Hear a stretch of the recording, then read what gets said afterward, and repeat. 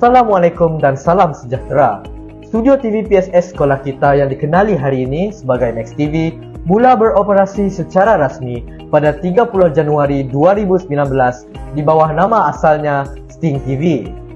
Pada Mac 2023, penjenamaan semula telah dilakukan bagi memperkukuh identiti serta misi utamanya, iaitu mengasah bakat murid dalam bidang penyiaran, pengeditan dan penghasilan kandungan media digital secara profesional. Max TV dikendalikan oleh murid bawah bimbingan guru penyelaras Puan Fatin Azmirza serta dipantau oleh guru perpustakaan dan media sekolah Puan Jenny Arkon. Dengan adanya Max TV yang mampu mencorakkan kemahiran dan minat murid terhadap dunia penyiaran dalam menghasilkan video yang berkualiti dan bermaklumat. Antara pencapaian membanggakan Max TV ialah kejayaan meraih tempat keempat dalam pertandingan video kreatif TV PSS peringkat negeri Sarawak tahun 2024. Hal ini membuktikan bahawa murid-murid SMK Mahrudi mampu bersaing di peringkat yang lebih tinggi dengan hasil kerja yang kreatif dan inovatif.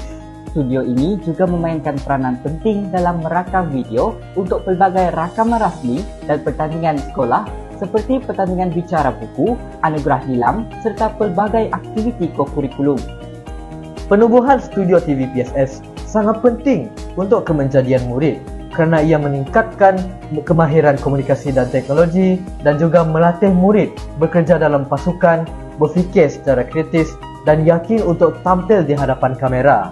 Selain itu, murid belajar bekerjasama mengurus masa dengan cekap dan beradaptasi dengan teknologi digital, suatu kemahiran penting dalam dunia masa kini. Akhir kata, Studio Max TV bukan sekadar ruang untuk merakam video, tetapi juga medan latihan, platform ekspresi diri dan jambatan kepada masa depan yang lebih cerah buat murid-murid yang berani mencuba dan ingin melangkah lebih jauh dalam bidang penyiaran. Sekian, terima kasih.